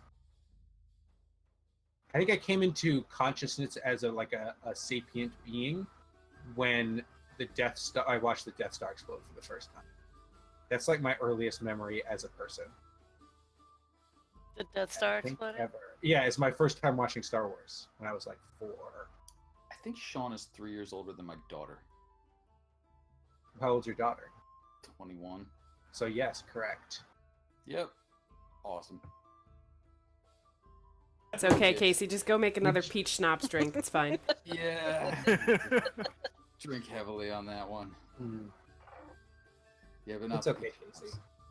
There's some Tito's vodka downstairs. I could do that. Tito's is good. Tito's is decent vodka. Cheetos is acceptable, yeah. Yeah, If it Sean makes just you discovered feel any that 3 better. years ago. Okay, in my defense, I started drinking a little bit before 21, but it doesn't make it much better. In my defense, I realized that my feeling old moment is that next year, children born after 9/11 will be able to vote. I realized that today, and it made me feel old. Well, let's see here. The currently Generation Xers are outnumbered by the next generation, and they are starting to come up in mass. I was looking at the generation voting charts because that's what old people do. Right. They're like, when are these? How are we going to keep these youngsters down? No, I work in politics. I understand. Yeah. So I was looking at the demographics and I was laughing about that. I'm like, that's really funny. Oh yeah. And because your generation is getting a boost because of immigration, so they're getting more of them. Also, I think part of that might be my generation probably is more politically active than yours, as a whole. Might be informing that to a degree. I don't know. Can we talk about fake demons instead of real demons? I feel like this is going to show up real quick here. Look, I spent all day doing politics because today was primary day, so I had like a 14-hour day today. It was a good time. So I'm ready to talk more politics. So, speaking politics, Mistress Ilvera of House Misra and her scarred friend. Yes. Any strife in the ranks? I don't know. I think you'll have to play the game and discover that. I think we'll have to play the game to discover. Yeah. It's an interesting thing you've latched onto, though, Casey. That's very intriguing. I will not tell you any more than that. Because I've got just the pea-soaked whip to drive the wedge between them.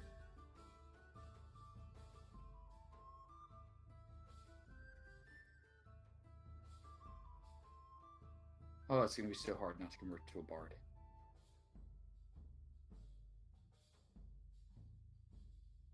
Yeah, I do like Blazing Saddles, but it's got to be either Robin Hood Men in Tights or Spaceballs. I've seen Blazing Saddles too many times to appreciate it anymore. Like, I don't know why, but it just ran so many times on TV. And it's the same kind for me because like it was my dad's like favorite movie, so whatever it was on TV, it had to be on. I definitely have like. Are those things? Oh, those are things. Wow. Sorry. Are you guys able to see those? Yeah, I am adding in. Enola. Let me. Is that all of them? I think that's all of them. Let me double check. Moving to their own thing. But yes, I am adding in the people you are in prison with. Okay, so. Yes. This man used to be an artist. Yes. Eldith. Yes. Jim Jar. Jim Jar, where are you, bud? Oh, he might be up there. Yeah, Jim Jar's up. Check. Ront, check. Sereth, check. Shushar, check. Stool, check. Topsy-turvy, check. Okay.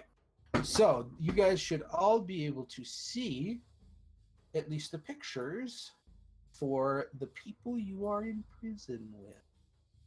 If you still have the screen split, then I don't. It should be in your Oh, I see them now. yeah. Topsy and turvy.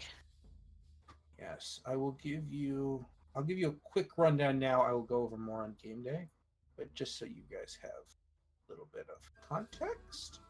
So you are trapped in here with quite a few other people of various types and descriptions. Just going down alphabetically. Bupido is a Darrow. He looks a little bit older, is quite personable, nice, not as crazy as his race has a tendency to be, actively helpful in the planning of escape attempts. Seems to be a generally nice guy. Eldeth Feldrun is a shield dwarf from Gauntlgrim. She is obviously very eager to escape and very tired of being here at all. Also quite skilled at arms, as she was a scout for Gauntlgrim, so she was captured. Jimjar is a deep gnome with a penchant for gambling. However, he always pays his debts with what little bets he can make without any real money.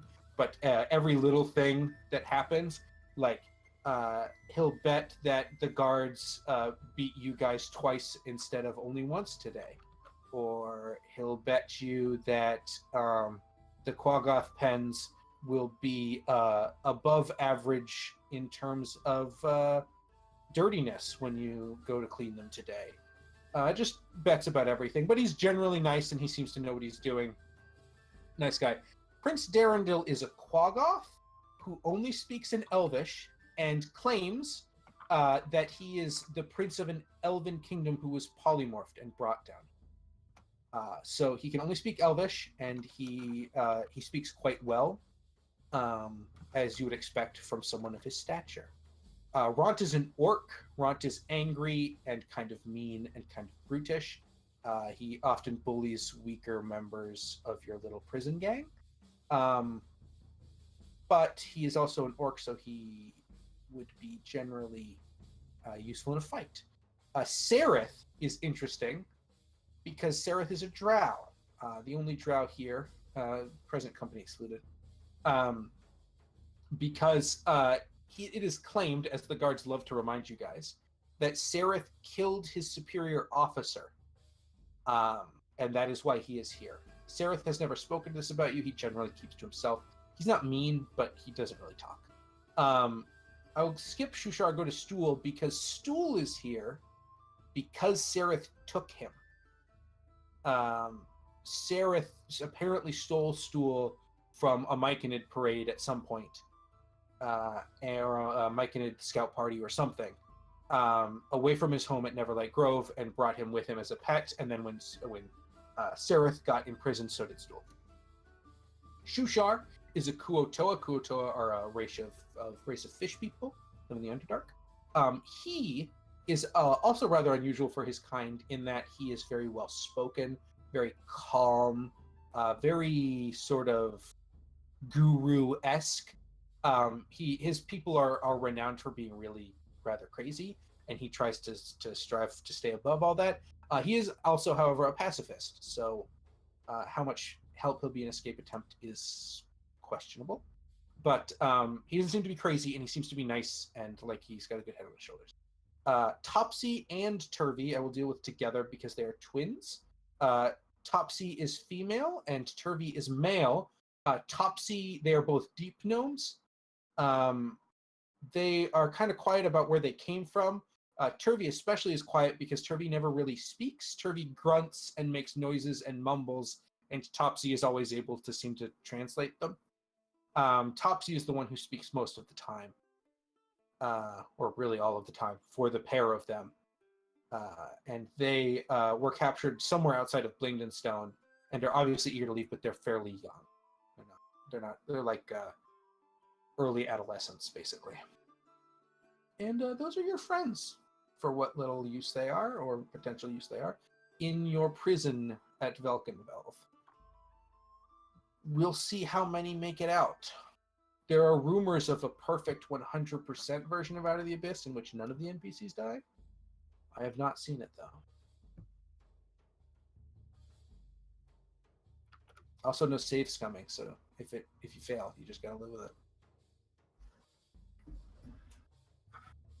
So the trick is we don't treat any of them as people. They're just objects. Therefore, they're not really characters for NPCs. So when we escape, no matter how many of them die, we get 100%. That's not how it works. I will say, in most combats, many of these people are non-combatants. Stool is not going to fight anything. Shushar's not going to fight anything. The NPCs, depending on the context, they might help in battle.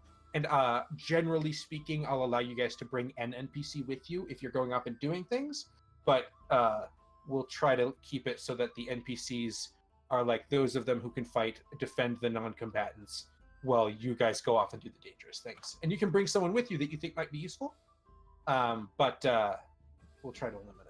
So it won't be like a terrible WoW escort quest. As you can see, there's like a shit tons of them, and I will generally, they'll take care of themselves. And I won't just kill one outright. I take that back.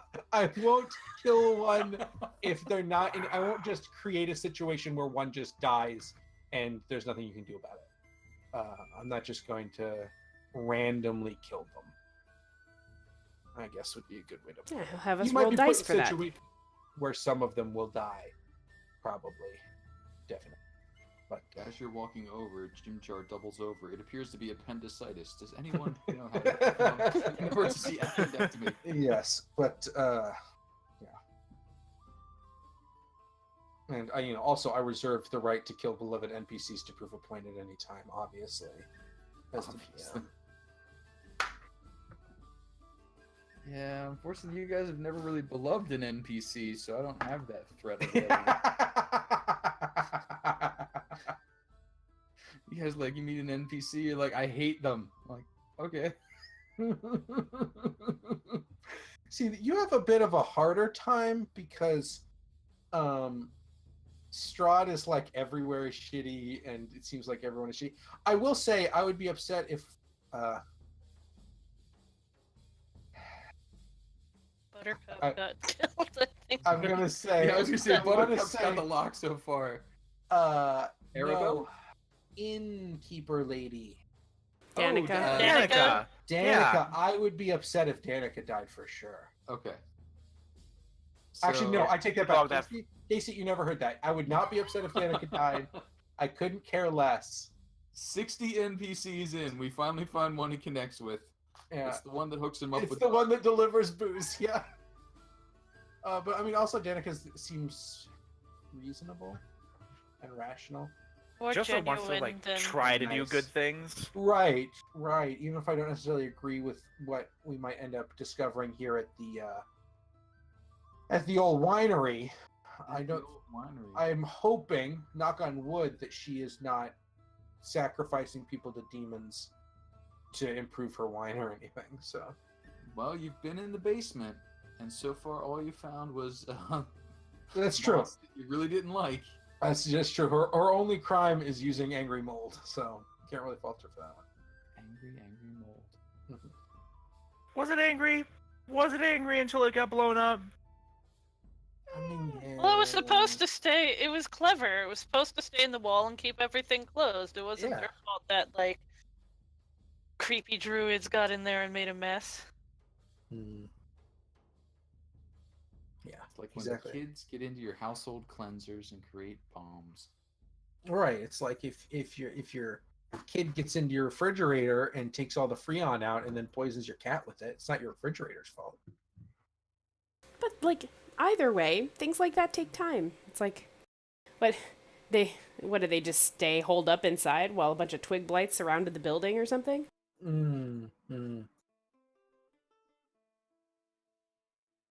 I'm sure it'll be fine. It'll be okay. Be fine. Half a session, telling you. All right. We'll find out. At this point, you guys have, we did our little cinematic view of each character, and then the view of Thara sitting there with her weird stick, and then zooming out on the house, which is now a shrubbery.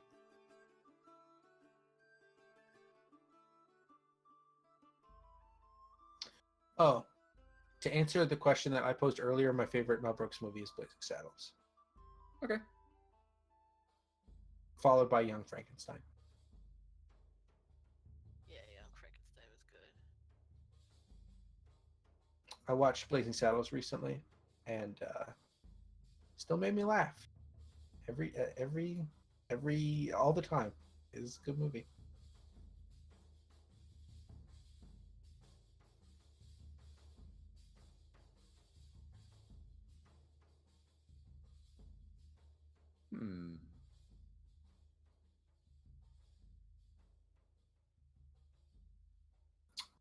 Okay. Sin and/or Kyle,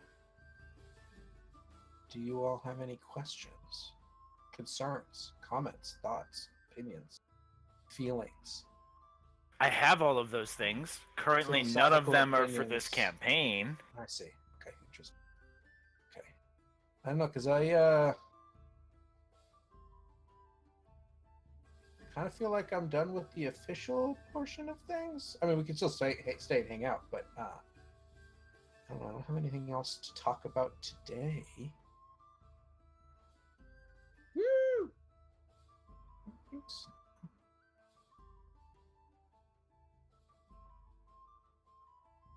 All the things. Secrets! Wait, things happened. Did they? And I used the transmogrifier to bring something over. How about that? Transmogrifiers. Transborkifier? The most helpful. Yeah, I like that thing.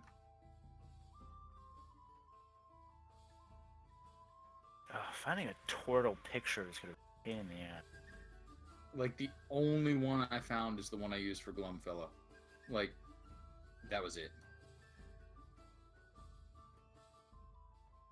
Yeah, there's not a lot of turtle art.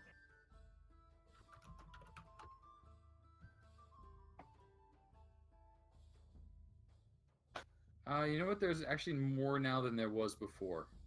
Like, the last time I looked, there was like one picture. Now there's like 10.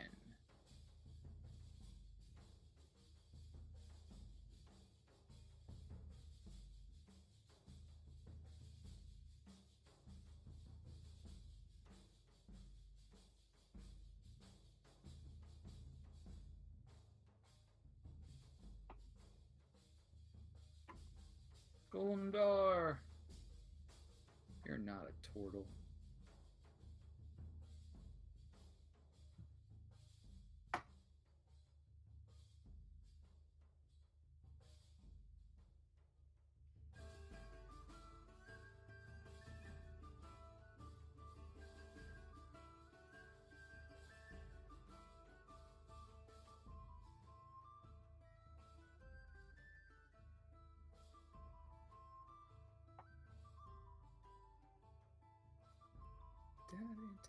get me out of here.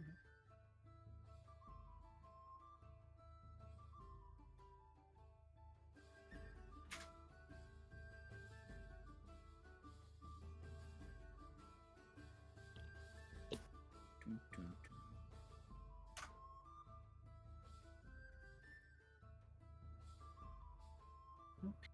Alrighty, I think I'm gonna stop the stream and Okay. stuff.